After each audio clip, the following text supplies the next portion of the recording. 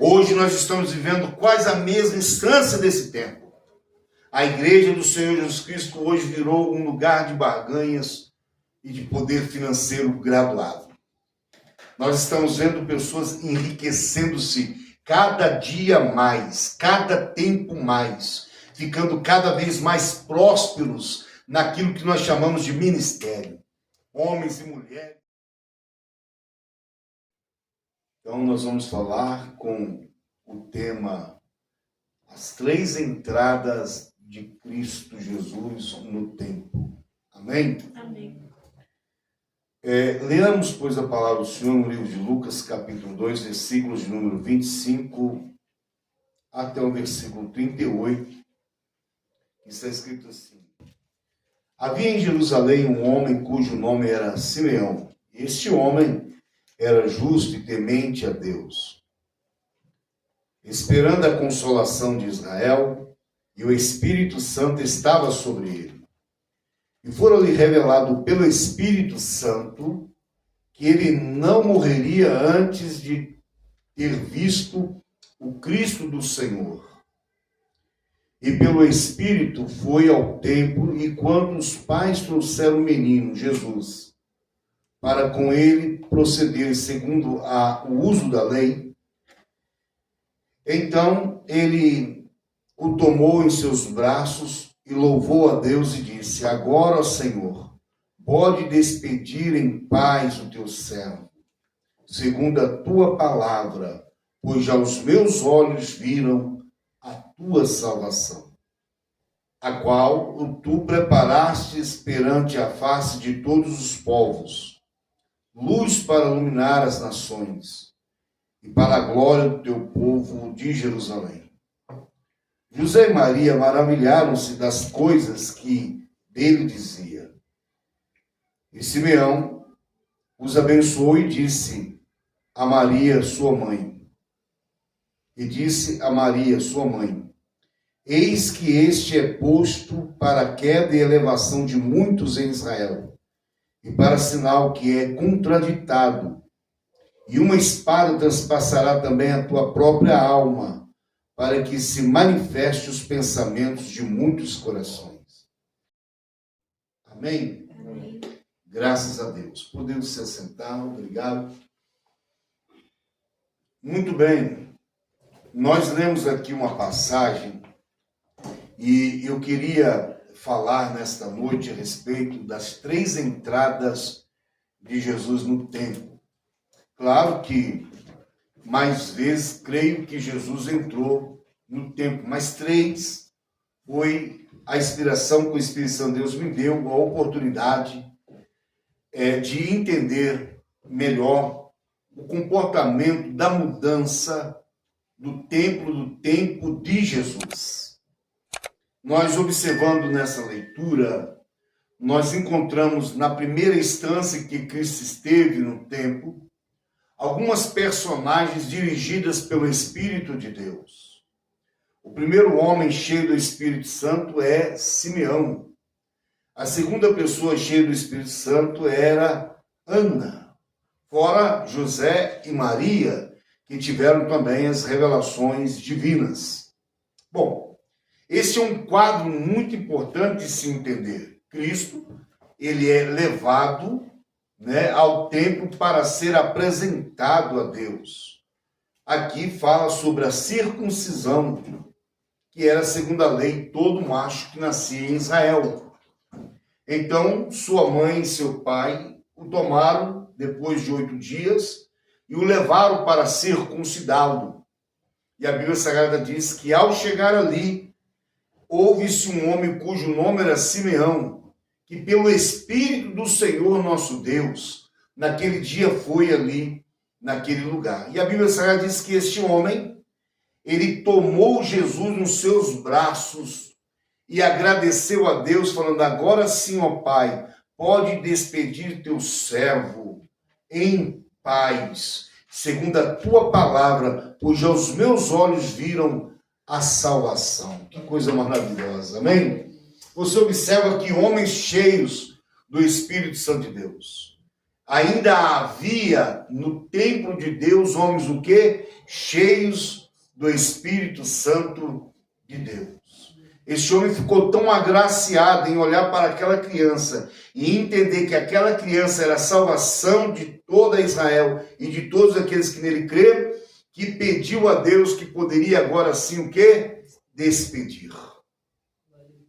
Ou seja, tira-me, pode me ceifar a vida, porque agora eu vi o Salvador. Aleluia. Que homem cheio da graça. Amém? Não muito longe está aqui a nossa irmã Ana, que servia a Deus de dia e de noite com muitos jejuns e orações. E eu tenho o hábito de dizer que esta foi a primeira missionária levantada pelo ministério de Jesus. Porque esta mulher também, cheia do Espírito Santo, ouvindo Simeão testificar e testificando-se em Deus com ela, a Bíblia diz que ela, na mesma hora, ela saiu a outra vez proclamar, vem e vê, olha lá que coisa maravilhosa, amém? Versículo 38, e sobrevindo na mesma hora, dava graças a Deus e falava dele a todos que esperavam a redenção em Jerusalém. Então, aqui nesse primeiro templo, nós encontramos homens cheios do Espírito Santo, encontramos mulheres cheias do Espírito Santo, e encontramos uma congregação com esperança de ver o Messias, o Salvador. Amém? Então nós entendemos que nessa primeira etapa, na primeira entrada que Cristo vai ter ali, ele encontra um templo cheio de pessoas esperançosas para ver o Messias, aquele que havia de vir salvar a humanidade. E é interessante entender, porque no versículo 8, quando ela falava, você observa que ela não saía gritando aleatoriamente a respeito da pessoa do Messias. Ela saiu aos que estavam o quê? Esperando a redenção. Ou seja, havia um grupo, amém? Nesse templo, que certamente se reunia para procurar, através de Deus e das Escrituras Sagradas, o dia exato da aparição do Filho de Deus. Isso é muito importante nós entendermos, porque nem todos que estavam em Israel estavam esperando a visitação de Cristo, mas nem todos estavam despercebidos. Havia um grupo, amém? Havia um grupo que guardava com sinceridade, com rogos, com jejuns, com perseverança, com vigilância, a vinda do Filho de Deus. Aleluia. Na primeira entrada de Jesus no templo, nós encontramos pessoas cheias de quê? Do Espírito Santo de Deus. Esta é a primeira entrada de Jesus. E eu até poderia colocar aqui, como Cristo era uma criança no colo de sua mãe, como naturalmente se fazia, eu posso colocar aqui como a dispensação da inocência. Amém? Eu poderia falar que este primeiro templo que Jesus vai é a dispensação da inocência. E aqui é interessante entender que ele encontra pessoas que querem estar com ele e o adorá-lo. Amém? Visto que é uma criança de 8 dias, e a gente já teve filhos, sabe que uma criança, quando ela nasce, ela não tem uma tipificação aparente. Algumas nascem um pouquinho inchadinhas, outras sem cabelo, algumas com o rostinho enrugado. E é interessante que mesmo não parecendo talvez com o pai ou com a mãe, esse senhor chamado Simeão, ele identificou nele a pessoa do Pai, o Redentor. Amém? Ele encontrou em Cristo Jesus a passagem, acredito eu, de Isaías, no capítulo 9, versículo 8. Um filho se nos deu. Amém? Agora observa para você ver que passado agora 12 anos se passaram. Jesus outra vez vai estar dentro do templo novamente. Dessa vez, a Bíblia Sagrada fala no versículo 38 que, enquanto acabaram de se cumprir tudo segundo a lei do Senhor, voltaram a Galiléia para a sua cidade de Nazaré. E o menino crescia, se fortalecia em espírito, cheio de sabedoria e de graça de Deus estava sobre ele. Ora, todos os anos ia seus pais a Jerusalém à festa da Páscoa. E tendo já passado, tendo já 12 anos, subiram a Jerusalém, segundo o costume do dia da festa. E regressando eles, no término daqueles dias, ficou o menino em Jerusalém, e não souberam os seus pais. Aqui há um grande tema aqui, alguns pregadores já pregaram que perderam Jesus no caminho, é um tema até legal de se dizer. E a Bíblia diz que ao caminhar, Maria começou a sentir falta de Jesus. Certamente é esse grupo que desce, porque não é só uma caravana que desce de Nazaré para Jerusalém, para os dias da festa da Páscoa, amém? Certamente deve ter vindo também parentes. E talvez esta foi a despreocupação de Maria e José quanto a Jesus, porquanto ele pode ter pensado, não, ele foi na caravana de fulano. E quando se reuniram talvez em meio caminho, e procurando saber aonde estava o menino, e ninguém sabia aonde estava Cristo, ou seja, Jesus, a Bíblia diz que eles voltaram, pastor São João, mesmo pé. Esta caminhada levou 3 dias. Você já pensou ficar 3 dias longe de seu filho? Eu imagino a preocupação de José, a preocupação de Maria, a cobrança da consciência dos dois, porquanto todos os dois tiveram a revelação de que aquele menino era diferenciado. E aí a Bíblia diz que ela vai descer outra vez mais José. E ao chegar em Jerusalém, certamente deve ter ido aonde a festa ocorreu, para querer saber se viram ele outra vez ali paradinho, perto de algum lugar. Mas a Bíblia Sagrada diz que eles foram e andando de um lado ao outro, foram aonde? Ao templo do Senhor. Amém? E ao chegar ao templo, encontraram quem? Encontraram Jesus Cristo ali sentado junto com os doutores, ouvindo-os e interrogando-os a respeito das Escrituras Sagradas. Bom, esta segunda vinda de Cristo, eu falo que aqui ele entra agora num estágio de domínio próprio. E Jesus está ali falando com os grandes homens daquele tempo. E aqui nós observamos que ainda há um templo que se preocupa em regularizar a lei de Deus. Amém? Ainda estamos vivendo um tempo em que ainda há templos que velam pela palavra do Senhor nosso Deus. Amém? Então, a primeira instância de Jesus no templo era um homem cheio do Espírito. Agora ele volta depois de 12 anos e encontra pessoas preocupadas com o quê? Com a palavra de Deus. Amém? Pessoas que querem saber a respeito das coisas. E maravilharam-se eles por ele ser apenas de 12 anos e ter perguntas e respostas à altura daquilo que eles precisavam ouvir. Amém?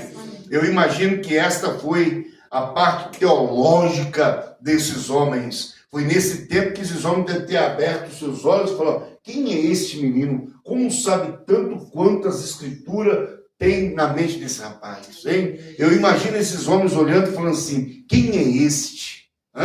Porque Jesus certamente estava falando com eles coisas que para eles eram duvidosas a respeito da questão da lei de Deus. E Jesus sempre interpretou a lei de Deus com muita perfeição. Uma das interpretações mais importantes, dentre muitas importantes, e que agora o Espírito coloca na minha mente, é quando aquela mulher foi pega em ato de adultério e arrastada até diante de Cristo para ser apedrejada. A Bíblia Sagrada diz que Jesus ali estava escrevendo sobre a areia. E de repente, quando aqueles homens trouxeram aquela mulher, já veio gritando: na lei de Moisés está escrito, e tu o que dizes? Olha a interpretação de Cristo para a lei de Moisés naquele dia. Aquele que não tem pecado, atire o quê? A primeira pedra. Eles não queriam imaginar. Na mente deles, eles jamais iriam pensar que alguém teria uma resposta à altura dessa natureza, uma interpretação clara a respeito daquele fato. A esperança deles era que eles ficassem sem saída, ou falassem: se ela foi pega, então ela tem que morrer, porque a lei manda apedrejar, e Jesus, ao invés de apedrejar, Jesus inverte o quadro, coloca aqueles homens na posição da mulher. E tira a mulher e coloca ela como um juiz. Embora ela não estava na condição de juiz, pela sua consciência. E a Bíblia Sagrada diz que aqueles homens, quando Jesus fala com eles essa palavra, aquele que não tem pecado, atire a primeira pedra, as mãos ficaram vazias e todos foram embora. E aí a mulher reagiu-se para com Jesus. E ele olhou para ela e falou assim: aonde estão os teus acusadores? Amém? E a Bíblia Sagrada diz que ela olhando falou: não há mais acusador. Então vais e o quê? Não peques mais. Glória a Deus, aleluia. Que coisa maravilhosa, que interpretação linda. Amém? Outra interpretação que quebrou os judeus por causa dos seus dogmas, suas interpretações da lei, foi quando eles olharam para os discípulos e os discípulos estavam a rabiscar muitas espigas e comer sem lavar as mãos. Então aquilo ali foi muito ridículo aos olhos dos homens que tomavam conta da lei e aproximando eles de Jesus, que eram os fariseus, e outros que tomavam conta da lei, chegando perto de Jesus, falou assim: teus discípulos comem sem lavar a mão. Aí Jesus olhou para eles e falou assim: o que é lançado para dentro do homem, lança-se para fora e mal algum lhe faz. Mas o que sai do homem, isto sim danifica o homem. Porque procede do coração do homem. Essas interpretações para aqueles homens eram coisas que eles jamais poderiam imaginar. Por quê? Porque aqueles homens, eles coavam um mosquito, mas engolia um camelo. Eles eram como sepulcros caiados, que por fora parece realmente bonito, mas por dentro estão todos cheios de ossos e podridões. Então, Deus não se deixa escarnecer. Quando Cristo entra outra vez dentro do templo, depois de 12 anos, ele ainda encontra homens que estão preocupados a respeito da lei de Deus. Então, até aqui, a caminhada do templo em Jerusalém, a minhas vistas está perfeita, mas o tempo passa. Amém? E Cristo, ele vai sair agora de cena. Jesus vai para outra banda e não volta mais aqui. E a Bíblia Sagrada diz que agora Jesus vai entrar pela terceira vez no templo. E essa terceira vez que ele entra no templo, está lá em Mateus capítulo 21. E essa é a terceira vez que Jesus vai entrar no templo. Mateus capítulo de número 21 e verso de número 12. Você vai ver a terceira entrada de Jesus no templo e você vai ver a situação do templo. Versículo 12. E entrou Jesus no templo de Deus e expulsou todos os que vendiam e compravam no templo e derribou as mesas dos cambistas e as cadeiras dos que vendiam pombos e disse-lhes: está escrito, a minha casa é chamada casa de oração, mas vós tendes convertido em covis de ladrões. E foram ter com ele ao templo cegos, coxos, e o que? Os curou. E vendo então os principais dos sacerdotes e escribas, as maravilhas que fazia, os meninos clamando no templo, Hosana, filho de Davi, indignaram e disseram-lhes: ouve o que esses dizem. E Jesus lhe disse, sim, nunca lestes pela boca dos meninos e das criancinhas de peito tirastes o perfeito louvor. E deixando-os, saiu da cidade para Betânia. Em outra passagem, eu acho que em Lucas, fala, e intentaram matar-lhe por causa desta ação. Vou falar uma coisa com você. A terceira entrada de Jesus, ele não pega no templo homens cheios do Espírito Santo de Deus. A terceira entrada de Jesus no templo, ele não pega pessoas profetizando.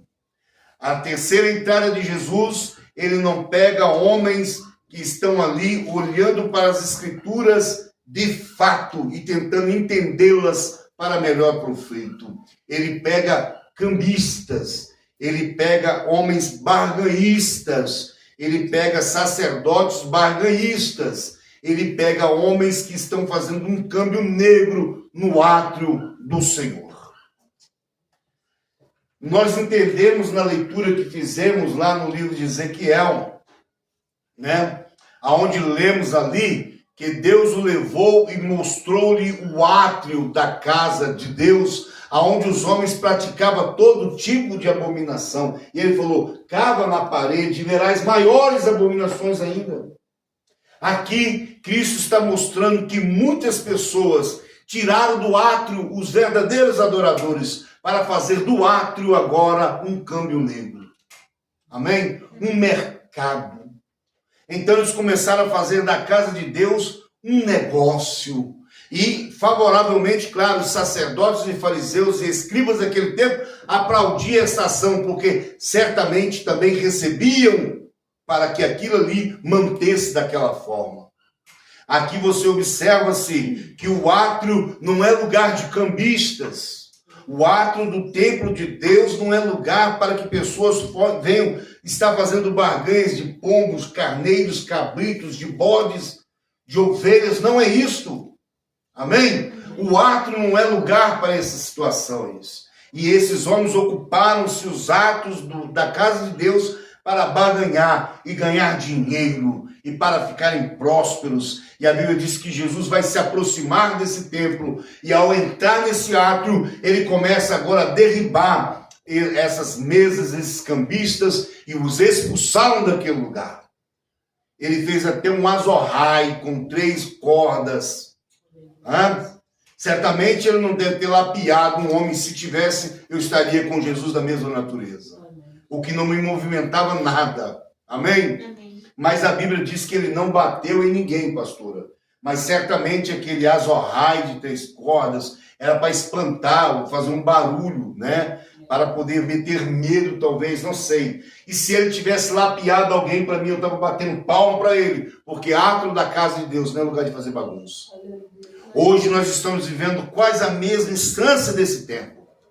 A igreja do Senhor Jesus Cristo hoje virou um lugar de barganhas e de poder financeiro graduado.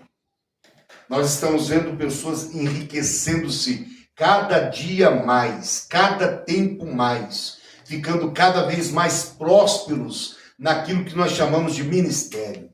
Homens e mulheres que estão ganhando dinheiro e dinheiro gordo para poder estar aqui falando da palavra de Deus. Ora, nunca leste na palavra do Senhor nosso Deus, não acompanhou o Cristo e nem o seu cristianismo, né? É claro que a Bíblia Sagrada defende o salário do trabalhador, porque a Bíblia não nega que o trabalhador coma do suor do seu rosto. A palavra do Senhor diz que digno é o obreiro do seu salário, mas o salário do obreiro tem que ser digno do seu trabalho. Amém? Então, alguém está ganhando mais do que está o quê? Oferecendo. Então, as igrejas hoje, elas estão infiltradas em meio a uma sociedade que não adianta. Eu estou aqui e eu acredito que quem vai ficar me ouvindo vai ainda zombar da minha cara, porque não vão crer no que eu estou falando, porque para eles, esta forma de vivência desse tempo atual é a forma certa de sobreviver. Mas eles esquecem o que Paulo falou, que o espírito imundo cegou o entendimento dos incrédulos, para que não lhe resplandeça a luz do Evangelho. A simplicidade que há em Cristo Jesus foi afastada de muitos. Então nós estamos evidenciando esse tempo. O tempo em que o átrio da casa de Deus já não é mais o lugar dos adoradores, mas dos barganhistas. Aí hoje eles ganham milhares e milhões, e trilhões e zilhões, e os cofres vão se enchendo, e o bolso vai se enchendo, e eles não param, porque eles querem ganhar. O fato é ganhar, ganhar, ganhar e mais ganhar. E muitas vezes as pessoas elas não investem, porque nós não vemos investimento em nenhuma área missionária. Às vezes a gente precisa fazer, sabe o quê? Pedir às pessoas para que possam trazer ofertas, pequenas ofertas, insignificativas ofertas, para enviarmos para outros lugares, porque tem pessoas necessitadas, pastor Solange. E a gente vê essas pessoas ganharem muito dinheiro com o talento que o Deus deu a elas, e elas não retribuem a obra do Senhor, porque querem só para si, querem só para elas. Elas não sabem apoiar o pequeno, muito pelo contrário, elas sabem fazer, sabe o quê? Menosprezar o que é insignificante para eles, mais insignificante fica aos seus olhos.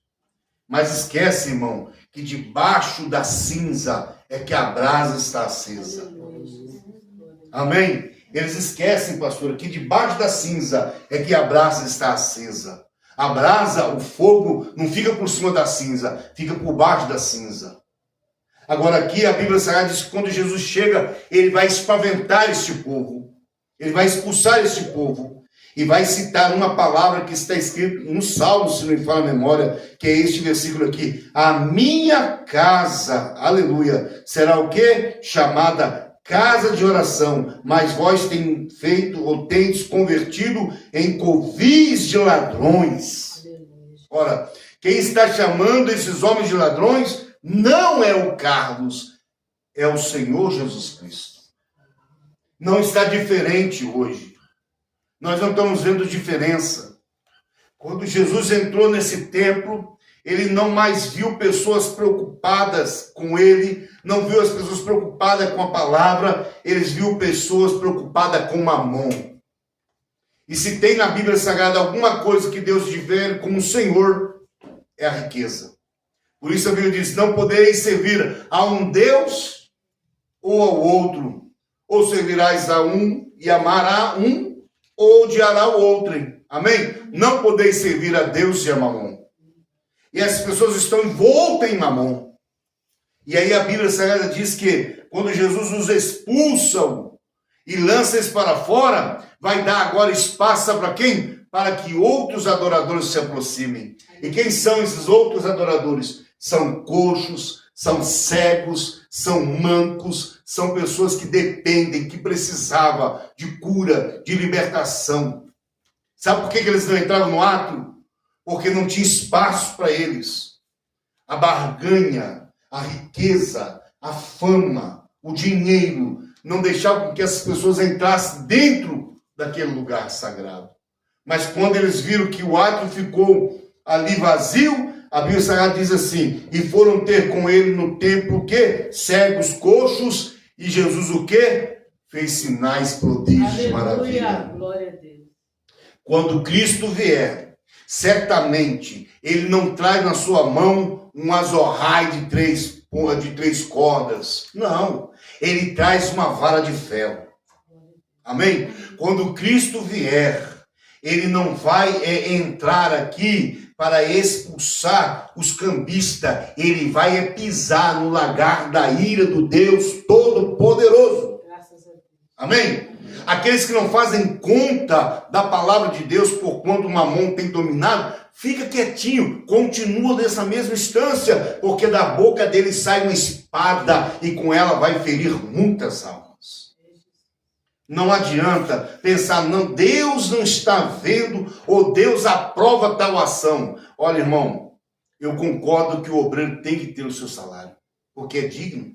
Não atarás a boca do boi que debulha, está escrito. Então, se o homem trabalha, digno é ele de ter o seu salário. Mas o seu salário, ele não pode estar além do que ele está produzindo.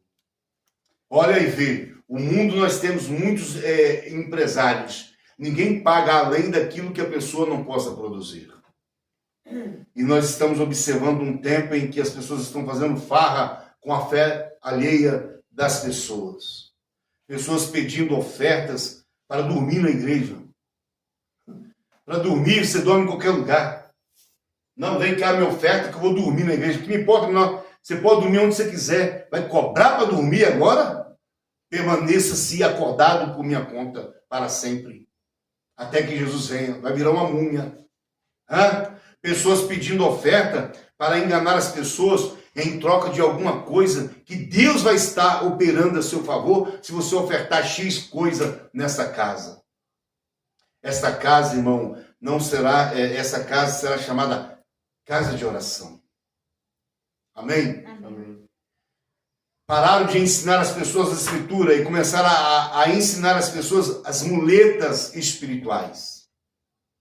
Essas muletas espirituais fazem com que a pessoa comece a acreditar que aquilo que era místico, eu nunca vi povinho brasileiro que gosta de coisa mística. Você quer ver como que faz sucesso? Coloca um quipá na minha cabeça aqui, coloca um manto na minha cabeça com a bandeira de Israel e eu começo a fazer uma coisa estranha aqui e de repente muita gente vai me aplaudir e de repente isso aqui enche de gente. E aqui não envolve e não lucra em nada. Então eu vejo teatro, eu vejo pessoas enganando pessoas, eu vejo homens e mulheres enganando homens e mulheres, até as línguas estranhas que tanto nós defendíamos, que era bom para nós no tempo em que nós éramos mais fervorosos, agora em falar em público já não é mais bom, porque teve alguns boca de blasfêmia, filhos de demônios, que andaram falando coisas aleatórias quanto às línguas estranhas do Senhor. E agora nós estamos observando que falar em línguas, você pode virar um meme. O sangue de Jesus Cristo tem poder. Não, se você pregar mais fechado, você vai ficar sozinho. Que fique sozinho. Melhor é com Cristo do que mal acompanhado. Porque crentes que não têm a palavra de Deus, até as suas orações são abomináveis, a Bíblia diz. Lá no livro de Provérbios, se não me falha a memória, diz assim, que aquele que aparta a lei do Senhor, até as suas orações são abomináveis. E eu rasgo mesmo, quem não tem oração, quem não lê palavra, não ore pelo Carlos, fique calado. Você está me lançando maldição sobre a minha vida. Então nós olhando para a Bíblia Sagrada, nós encontramos Jesus, entrando terceira vez no templo, e encontrando dentro desse templo, pessoas que verdadeiramente não são adoradores, são barganhistas. Será que está diferente dos tempos dos dias atuais? Será que está diferente? Será que nós não estamos encontrando dentro dos atos da casa de Deus barganhistas da fé? Vendedores de objetos? E não só dentro como fora. E quando Cristo falou que em 3 dias ele derribava, em 3 dias edificava, foi a palavra que o homem o lançou lá. Se não me falha a memória, Caifás lançou no rosto dele, lá na cruz do Calvário. Tu, que diz que iria derribar o templo em 3 dias, em 3 dias edificas? Desça daí que nós vamos começar a crer que tu és o Messias. Olha que desafiante. Eu glorifico a Jesus, porque se ele não caiu na lábia do demônio, vai cair na lábia de Caifás, na lábia daqueles homens que estavam ali para poder fazê-lo cair ou sair daquilo que era necessário. Ele não deu ouvido, ele somente olhou para o céu e falou uma palavra única: está consumado. Aleluia. Amém? Está o quê? Consumado. Pai, em tuas mãos eu entrego o meu espírito. Acabou. Amém? Amém. Então, Cristo vai voltar. E quando ele vier, eu creio, ele já está julgando. As pessoas estão desapercebidas. Eu estava hoje prestando atenção numa leitura que nós fizemos sobre o orvalho do vale, se não me fala a memória, de Hermon. Acho que é esse lugar mesmo. Fala de Hermon, se não me fala a memória. O orvalho que cai ali, ninguém via barulho. Ninguém sentia cair. Só pela manhã que se via que a terra estava toda amudecida por aquele orvalho. Talvez a justiça de Deus seja como aquele orvalho. Ela já está sem barulho. E quando amanhecer, vocês vão ver e vão entender, a justiça de Deus foi feita. Porque estão esperando a justiça de Deus com tremor, com temor, com trombeta, com terremoto, com maremoto, com guerra. Ela pode vir como orvalho, sem sinais. E quando todos nós amanhecemos, ela já foi feita. Diga glória a Deus. Glória a Deus. Então nós precisamos atentar bem para as coisas do Senhor, porque Deus é bom. Então, hoje, as pessoas têm o hábito de dizer, nós somos a igreja. Nós é individual, não somos a igreja. Igreja é coletiva, é coletividade, é unidade. Amém? Amém. Somos a igreja, beleza. Somos templo, amém. Verdadeiramente somos templo do Espírito. E há muitos templos do Espírito que já estão corrompidos, mesmo sendo ele chamado de templo humano. Já estão corrompidos por causa da ganância dos homens. Não deixe que a ganância entre no seu coração. Continue simples. Amém? Amém. O que Deus tiver que dar à sua mão como uma prebenda, se é que nós merecemos isso, de vitória, riquezas, honrarias, que o seu nome seja glorificado. Amém? Que o teu nome seja exaltado. E rende-lhe glória, porque ele é digno de toda a glória. Amém? Amém. Fique de pé, vamos orar no nome de Jesus. Eu agradeço você que está aí do outro lado, que faz parte do nosso, dos nossos inscritos. Por favor, compartilhe a nossa mensagem, dê o seu joinha, toca o sininho e compartilha para que o YouTube saiba que o que nós estamos fazendo é um programa sério, é uma programação séria. Nós estamos pregando a palavra de Deus. E nós pregamos no limite da nossa fé, como o próprio Paulo ensina. Cada um pregue segundo a fé. Não adianta eu chegar aqui e querer vomitar uma coisa que nem eu estou acreditando que eu estou falando. Amém? É necessário falarmos o que é necessário. Então eu digo para você, compartilhe. Se essa palavra atingiu o seu coração, falou com você de alguma forma, compartilha. Alguém outro pode ouvir e entender também. E faça um comentário lá, para a glória do nome de Jesus, e eu agradeço em nome do Senhor. Amém?